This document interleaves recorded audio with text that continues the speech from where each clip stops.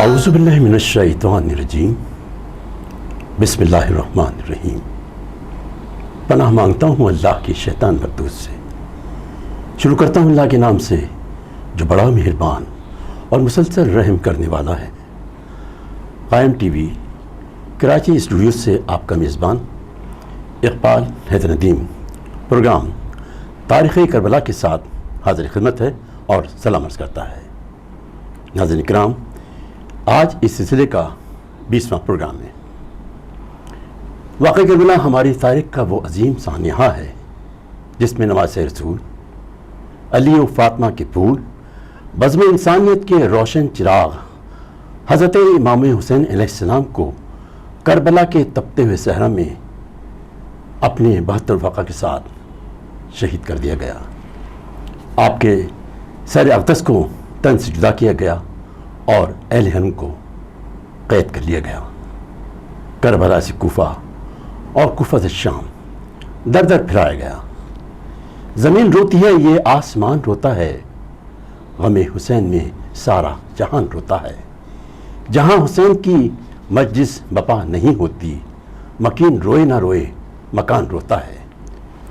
वाक़या करबला के मौके पर हज़रत अमीर मुख्तार इब्न ज़ियाद की क़ैद में थे और जब आपको इस बात का इल्म हुआ कि इमाम हुसैन अलैहिस्सलाम को शहीद कर दिया गया तो आपने तहैया किया कि मैं क़ातिलान इमाम हुसैन से बदला लूँगा, और वो उसमें कामयाब भी हुए। आज हम अमीर मुख्तार की शख्सियत, उनके किरदार और उनके कारनामों पर बातचीत करेंगे। इस वक्त हमारे दरमियान इस मुल्क के मुमताज़ आलिम दीन खतीब मिलत जाफरिया हज़रत मौलाना सैयद हसन नकवी साहब तशरीफ़ फरमा हैं। आइए इनसे कुछ बातचीत करते हैं। अस्सलाम वालेकुम। अस्सलाम वालेकुम। सबसे पहले मैं कायम टीवी की जानिब से आपका शुक्रिया अदा करता हूँ कि आपने अपनी गुनागो मसरूफियात में से हमें कुछ वक्त दिया। क़िबला, अमीर मुख्तार कौन थे? आपका किस कबीले ताल्लुक़ था? और आप जब कैद थे तो फिर किस तरह से उनको रिहाई मिली और फिर उन्होंने क़ातिलान हुसैन से किस तरह बदला लिया? इस पर तफसील से रोशन ज़रा फरमाएं। इंशाअल्लाह। औज़ु बिल्लाहि मिनश्शैतानिर्रजीम बिस्मिल्लाहिर्रहमानिर्रहीम अल्हम्दुलिल्लाहि वस्सलातु अला अहलिहा अम्मा बाद मिनल मुमिनीन रिजालुन सदक़ू मा आहदुल्लाह अलैहि व मिनहुम मन क़ज़ा नहबहु व मिनहुम मन यंतज़िर व मा बद्दलू तब्दीला। सदक़ल्लाहुल अलीयुल अज़ीम। बिरादर अज़ीज़, बहुत ही अहम मौजू है और इस पर बात होनी चाहिए और हम तो मुसलसल करते रहते हैं। 23-24 साल पहले की बात है जब इतना ज़ाहिर नहीं जानते थे लोग हमको, अब भी नहीं जानते खैर, लेकिन उस वक्त ज़्यादा लोग नहीं जानते थे। तो यहाँ हम कुछ मजालिस में गए, शिरकत की, तो हमें बड़ा अफसोस हुआ कि जनाब अमीर मुख्तार के बारे में लोगों की मालूमात, ज़्यादातर लोगों की मालूमात बहुत सती सी है और गलत भी है, और बाज़ लोगों की तो गलत है, गलत भी है। उनका नहीं, अच्छे भले पढ़े लिखे लोग, लेकिन वो गलत फहमी का शिकार थे। तो मुझे बहुत अजीब सा लगा कि जनाब मुख्तार जैसा आदमी कि जो आइडियल है, आज तक आइडियल है मुजाहिदों का, इनकलाबियों का, उसके कैरेक्टर को मस्ख़ करने की कोशिश की जाए। मुझे बहुत दुख हुआ। तो मैंने फिर वो किताबें जमा करनी शुरू की। कुछ तो मैं जानता था, लेकिन फिर उसके बाद मैंने इस मौजू पे किताबें जमा करना शुरू की। 1998 में गालिबन मैंने पहली बार इस पे तफसीली एक अशरा पढ़ा और अल्लाह ने बड़ी इज़्ज़त दी मुझे भी, उस ज़िक्र को भी। वो ज़िक्र तो है इज़्ज़त वालों का, सही बात है। तो उसके बाद फिर मैंने उसको किताबी सूरत में शाया किया। माशाअल्लाह। अच्छा, वो इतना अच्छा काम हुआ मेरा कि उसमें थोड़े से इतराज़ात तो आने शुरू हुए, लेकिन इत्तेफाक ऐसा हुआ कि उसके 2-3 साल के बाद ही जमहूरिया इस्लामी में उसकी एक पूरी सीरियल बनी। अच्छा, अमीर मुख्तार की सीरियल, वो अब तक मौजूद है सीडीज़ पे और इस पे मुख्तारनामा मौजूद है। क्योंकि तकरीबन 90% वही कुछ था जो मैंने लिखा। मुझे बड़ी खुशी हुई कि लोग आके मुझे बताते थे कि जो आपने लिखा है वही उसमें मिल रहा है, तो मुझे बड़ी खुशी हुई। तो उसके बाद अब आते हैं कि असल बात की तरफ। अब 2-3 साल 4 साल पहले भी हमारे एक फाजिल दोस्त हैं।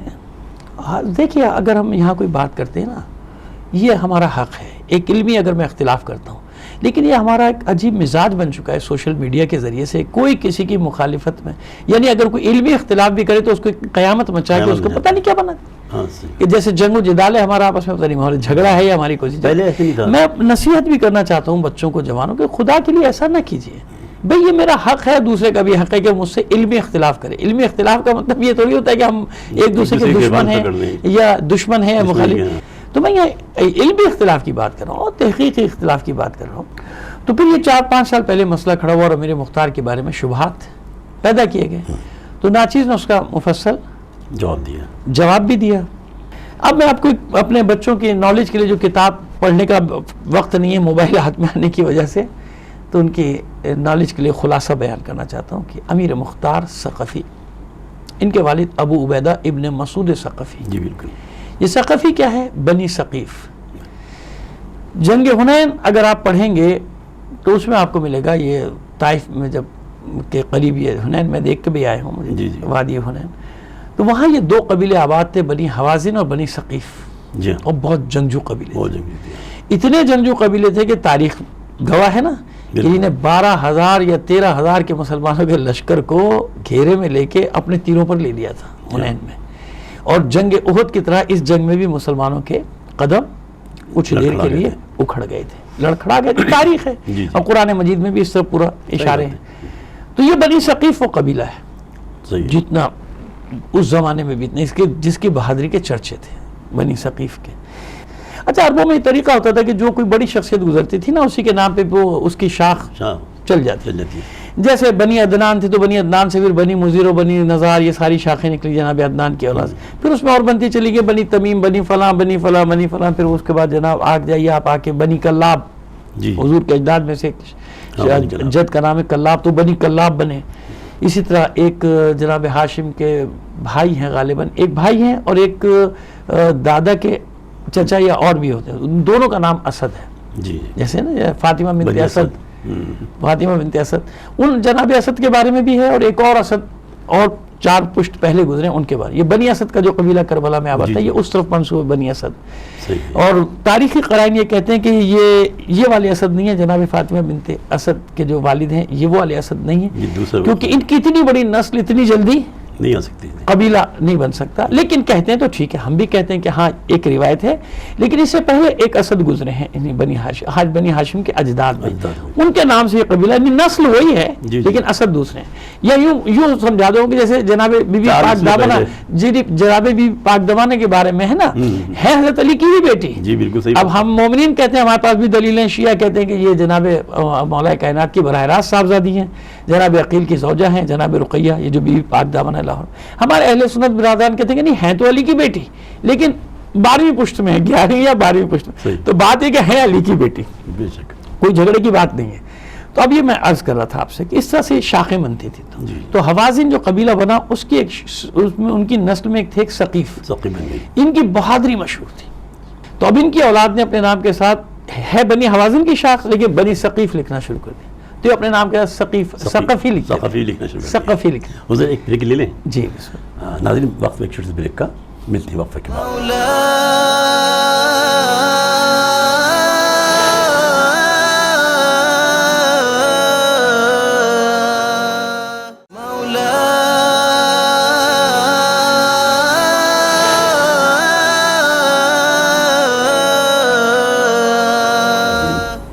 ہماری گفتگو وہیں سے شروع ہو رہی ہے جہاں سے منقطع ہوئی تھی.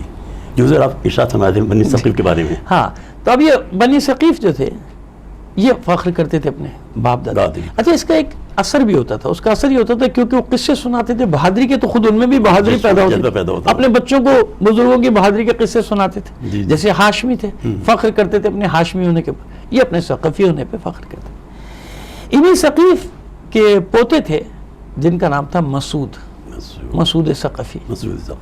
مسعود ثقفی کے بیٹے تھے سعد ابن مسعود ثقفی، ابو عبیدہ ابن مسعود ثقفی. اب یہ سلسلہ بن رہا ہے. یہ ابو عبیدہ ثقفی کے بیٹے تھے مختار ثقفی. یعنی ان کا شجرہ یوں بنا کہ مختار ابن ابی عبیدہ ابن مسعود. سعد ان کے چچا تھے، ابو عبیدہ کے بھائی، جو بعد میں مدائن کے گورنر بنے، والی بنے. یہ کیونکہ ظاہر کے قریب تھے، درمیان میں تھے مکے، تو یہ مدینے بھی آتے جاتے رہتے تھے. بنی ثقیف کی ایک شاخ کچھ لوگ مدینے میں آباد ہو گئے، مدینے کے اطراف میں. کیونکہ ہمیں تاریخ میں ملتا ہے کہ جناب ابو عبیدہ یہی سے ایران کی جنگ لڑنے گئے تھے. ابو عبیدہ 14 ہجری میں، 13 ہجری میں گئے تھے، 14 ہجری میں ان کی شہادت ہو گئی تھی.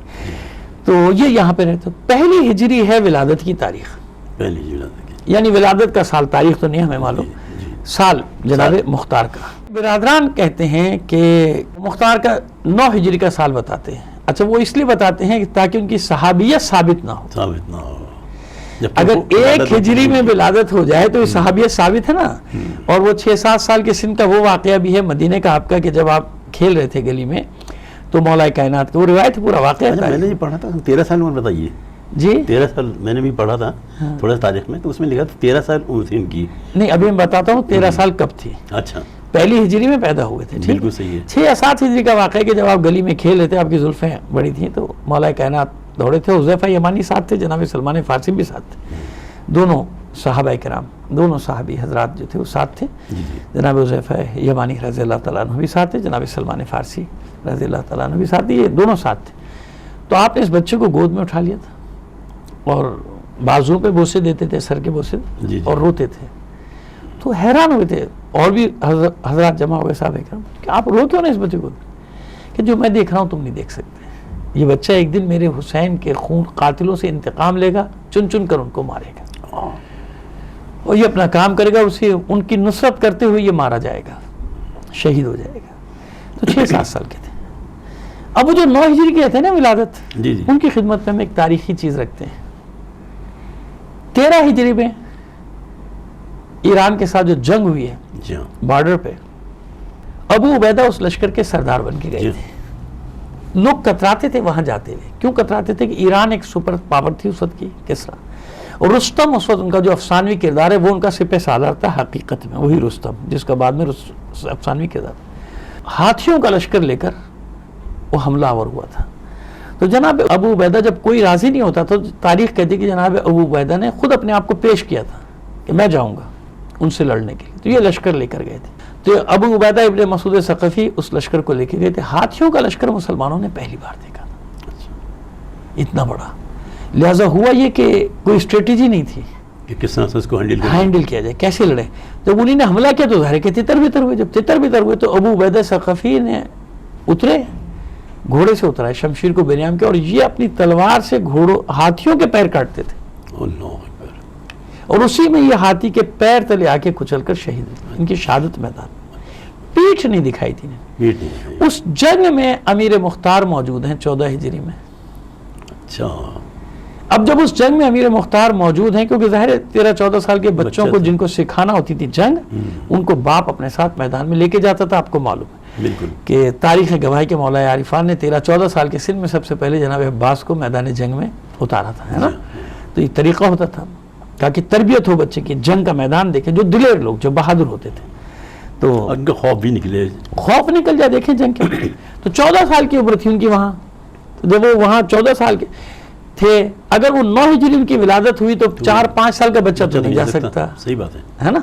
یہ دلیل ہے سب سے بڑی کہ کم سے کم آپ 1 ہجری میں پیدا ہوئے تھے, تاکہ ہم کہہ سکتے ہیں کہ 13-14 سال کا بچہ تو جنگ میں جا سکتا ہے. ہمیں جنگ بدر میں بھی ملتے ہیں 2 ایسے مجاہد جن کا 13 سال اور 14 سال کا سن ہے, 2 بھائی جو گئے تھے لڑنے. خیر, یہ بات ہو گئی ہے کہ اس کا مطلب آپ کی صحابیت بھی صحابی ہونا بھی ثابت ہے, ثابت ہو گیا اس سے. اور ان کیا نہ صحیح ہماری یہاں روایت ہے کہ حضور صلی اللہ علیہ وآلہ وسلم نے جناب مختار کو دیکھا تھا, ان کے بابا کے ساتھ تو دعا دی تھی مختار کو, جناب مختار کو دعا بھی دی. یہ تو ان کا پس منظر ہے, یہ ان کا بیک گراؤنڈ ہے. جب یہ اس وقت تو ظاہر فتح نہیں ہو سکا ایران, لیکن جب فتح ہوا آخر میں جنگیں ہوتے ہوتے 16-17 ہجری تک آدھے سے زیادہ فتح ہو چکا تھا.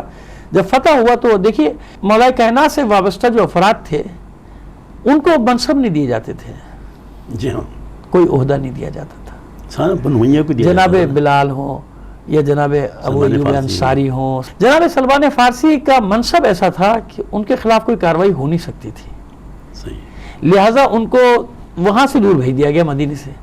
ایسے لوگوں کو مدینے سے دور بھیجنے کا ایک طریقہ ہوتا تھا, اگر وہ معاشرتی طور پہ کمزور تھے تو ڈائریکٹ ضلع وطن پر نکالو ان کو, کوئی پوچھنے والا تو ہوتا نہیں تھا. تو لیکن اگر وہ معاشرتی طور پہ مضبوط ہوتے تھے پھر مشکل ہوتا تھا.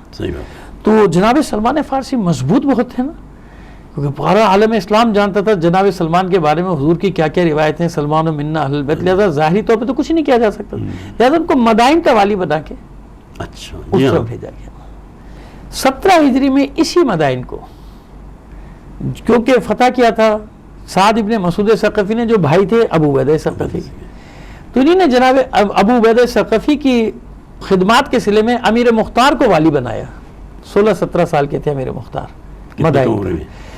امیر مختار نے سفارش کی اپنے چچا کی کہ میرے چچا کو یہ منصب دیا جائے، تو سعد ابن مسعود ثقفی کسی کی بھی حکومت رہی ہو والی رہے.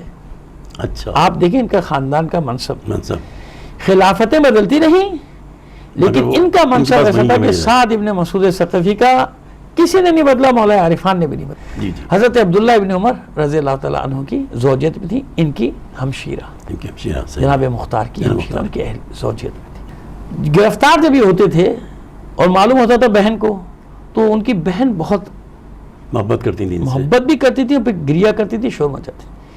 اور حضرت عبداللہ ابن عمر ان کو چاہتے بھی بہت تھے اپنی اس زوجہ کو، لہٰذا وہ کھانا پینا چھوڑ دیتے تھے کہ جب تک میرا بھائی رہا نہیں ہوگا میں اسے دیکھ نہیں لوں گا، میں نے کچھ کھایا. پھر وہ خط لکھتے تھے.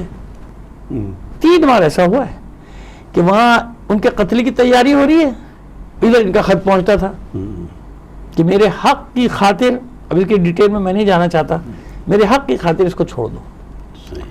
اور اسی وقت مجبور ہو جاتے تھے کہ بھئی سفارش اتنی بڑی آ رہی ہے لہذا چھوڑو. وہ اپنے حق کا واسطہ دیتے تھے، چھوڑ دیا جاتا تھا.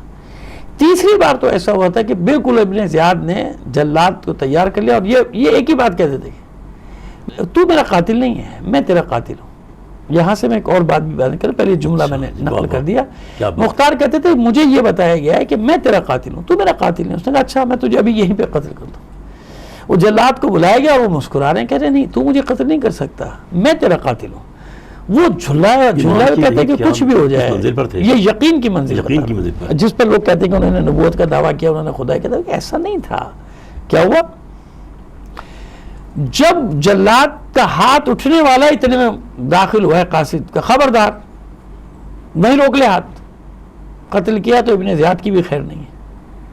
وہ یزید کا خط لے آیا قاصد، یہ یزید کا خط. اب یزید کا حکم تو ماننا ہے نا، اس کو نہیں ماننا ہے. وہ وہاں خط بھیجتے تھے نا ڈائریکٹ. یزید نے کہا خبردار اگر اس کا جیسے ہی میرا خط ملے اس کو فوراً رہا کر، اس کو آزاد کر دے. جناب وہ پھر وہ ظاہر ہے کہ ابن زیاد تو اس کا ہی پالتو تھا، وہ کہاں سے اس کی حکمدولی کرتا. اس طرح کے رہا ہونے کی بار بار داستان یہ ہوتا. نہ کریں ایسا ظلم، جانا ہے اللہ کی بارگاہ میں جواب دینا ہے. اچھا وہ کس بنا پہ کہتے تھے؟ اس سے پوچھا جاتا تھا کہ میرے مولا نے مجھے خبر دی ہے، میرے مولا نے مجھے خبر دی ہے، مجھے خبر دی، میرے مولا نے مجھے بتایا یہ سب. اور وہ ہمیشہ مولا کے حوالے سے بات کرتے تھے. یہ کب کہتے تھے کہ میں کہہ رہا ہوں؟ اب مولا کی جس کو علم غیب پر شک ہے تو اب میں ان کو کیا کیا مثالیں دیتا چلا جاؤں. حذیفہ یمانی کی مثال دی تو حذیفہ یمانی کہتے تھے جتنا میں جانتا ہوں اتنا کوئی بھی نہیں جانتا غیب کے حالات آنے والے ہیں. ان کو کیا کہیں گے آپ؟ وہ بھی تاریخ میں موجود ہے، ان کا دعویٰ بھی موجود. تو یہ وہ اس دعوے کی حقیقت ہے جو کہتے تھے. یہ تو ایک اعتراض، کیونکہ ظاہر آپ کا پروگرام کا وقت محدود ہے تو اب ہم دوسرے پہلو پہ 2-4 منٹ بتا دیں آپ کو. اب ہمارے یہاں کے اعتراضات، وہ سب سے بڑا اعتراض جو آج تک چلا آ رہا ہے وہ بھی ایک مختصر گورے کرتا ہے امام کی اجازت نہیں تھی، امام کی تائید. خدا کے بندوں یہ سطحی باتیں نہ کرو. جب آپ تاریخ پڑھیں تو آپ کو پھر اسی انداز میں تاریخ کو پڑھنا پڑے گا. آپ کو ایک واقعے کا تجزیہ کرنا پڑے گا کہ اس کا پس منظر کیا ہے. ایسے تھوڑی تاریخ ہے، تاریخ اتنا بڑا علم ہے. اور آپ جانتے ہیں تاریخ وہ علم ہے کہ اس علم کے بغیر کوئی بھی علم نہیں ہے. کیونکہ کوئی بھی آپ علم اٹھائیں گے اس کی تاریخ ہے نا. بے شک تاریخ کے تو آپ ہر جگہ محتاج ہیں.